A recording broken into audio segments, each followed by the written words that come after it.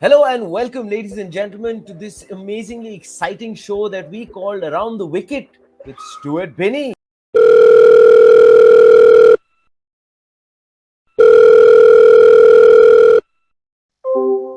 Stuart, let's kick it off with Kolkata Knight Riders and a team which has shown a lot of guts and resilience and obviously set the tone, obviously, in the first edition of the IPL with that amazing innings by McCullum, who just set the tone in terms of when IPL arrived.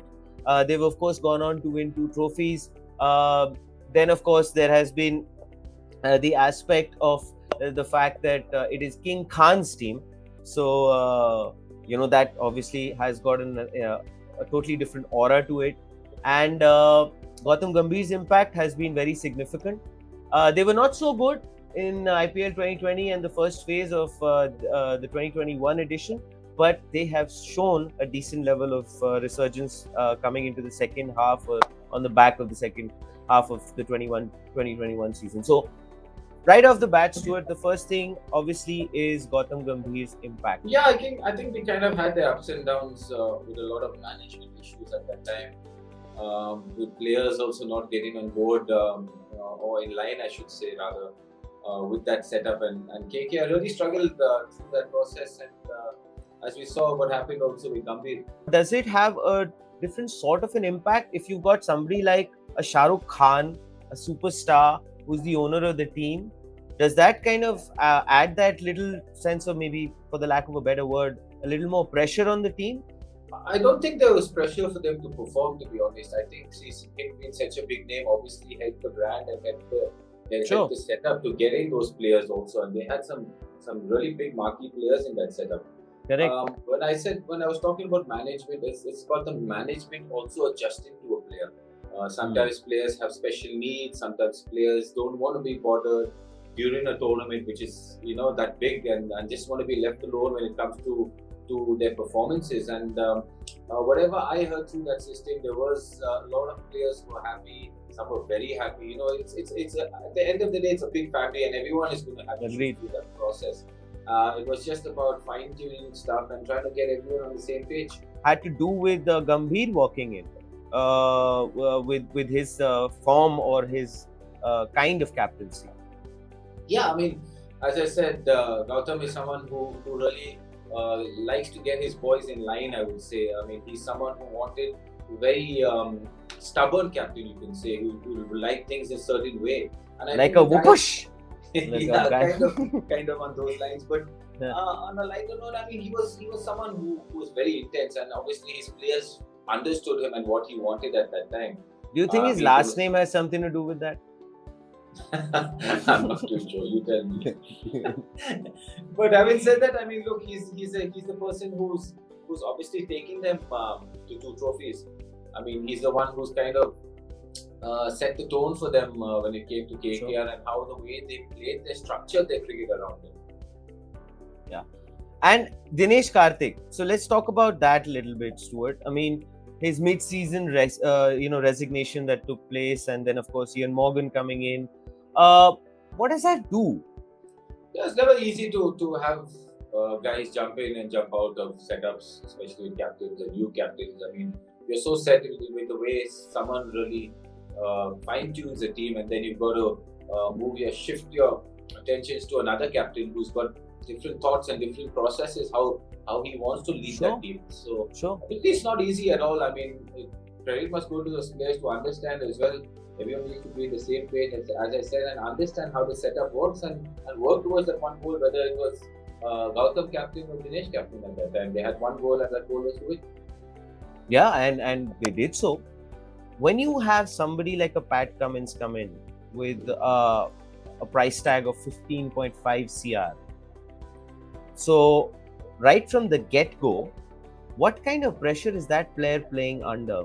Look, whenever I've seen big players come into the IPL with big price tags or big checks in their pockets, I think it's never easy of that player. You can tell on that basis that they are struggling mentally, especially when they're doing well. Look, if you hit the tournament, run in and you do well straight away, there is everyone just thinks he's a big player. I mean, everyone's human at the end of the day.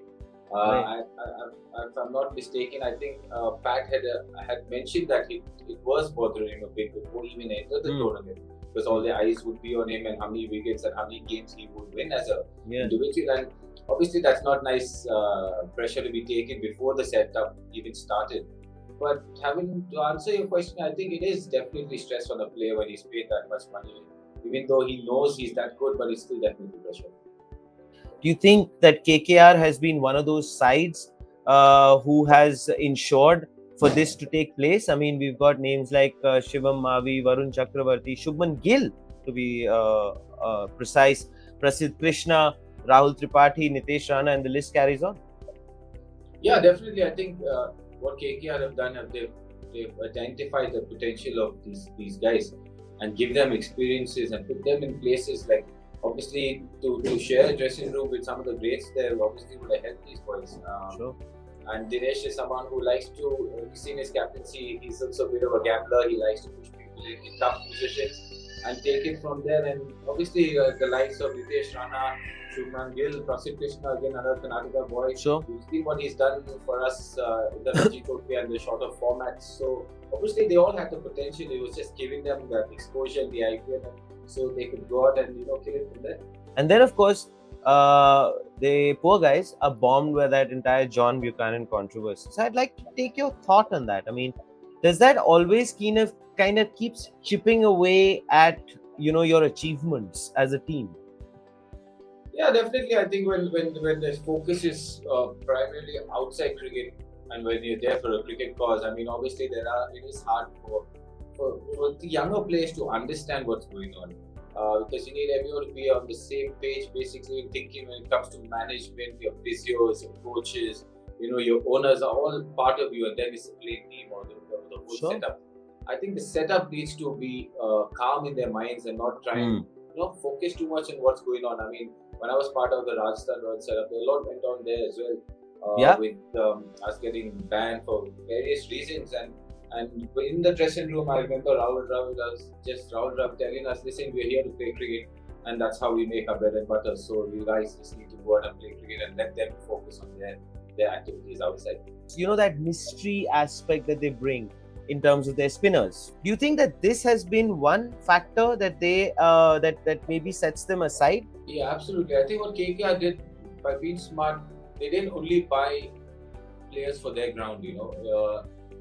They bought players which can be used in other places as well. I mean, look at where they play most of the cricket at a ground that is actually got a bit of bounce and can get some carry as well. The Eden Guardians and they bought mystery spinners because they know they're going to be playing in Delhi, they're going to be playing in Bangalore. So they're smart always to keep one person up their sleeve. I mean, if you look at the balance of their bowling attack, is why they bought also to finals. Yeah, and I think they're doing quite fabulously well, at least in the second half of this season, Stuart. So you see them, I mean, moving forward and really kind of challenging and moving into the last phase of the tournament. Yeah, look, I mean, like Rahul Tripathi is coming to form. I mean, he's batted brilliantly in the last 2-3 games that he's got. And then Varun bowling the way he's bowling. I mean, bowl to MS when MS is chasing. It was not easy. I mean, but he's kept his calm. He's stuck on his strengths, and I think that's what these guys have been asked to do: is to just bowl how they know how to bowl and express themselves. And I think that has a lot also to do with the fact that there is a sense of calm and an ease that a Morgan brings in. Yeah, I mean, I played a series, a VB series in Australia against England, Australia. And he was the type of captain who kind of read batsmen really well. He knew what areas I was looking to score at against certain bowlers. I mean, he set fields according to that. He never set a field and asked the bowler to bowl to that field. He asked the bowler where his strength was, and accordingly set fields to that. And yes, if that didn't go well, then obviously went to plan B, which is listen, let me set the field and we'll set plans to where we bowl. So he's that type of captain where he'll step in and give that bowler his first preference and then take it from there. And he's very smart. I mean, even the way he backs himself. Sure. He takes that game deep as well. I mean, he just doesn't come in and start swinging the ball from ball one. Takes the game deep and tries to win it from there. That they go on to do wonderful things. And of course, Terence believes so, because he's screaming from the background and he's saying yes. Now is the time that we get into our super over segment. as history would say, Stuart has done fairly well. But of course, I might have something up my sleeve today. Stuart, are you ready? So here we go, Stuart. Here's your first question. Which two KKR batters hold the record for completing an IPL 50 in 15 deliveries? Russell and Narain. Well done. I've done well. You got that wrong. The second one. I'm the only batsman in the history of IPL to have won the league and the orange cap in the same year. Who am I? If you want a hint. This is my Karnataka teammate, Robin Uthappa. Fabulous. All right, Stuart. This is, of course, the next question. Lakshmi Ratan Shukla, Shrivats Goswami, Sheldon Jackson, Cheteshwar Pujara. Who of these players has not represented KKR in their IPL careers? Pujara.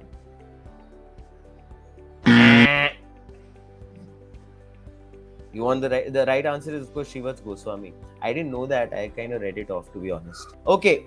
I was the man of the match in the 2014 IPL finals. Who am I?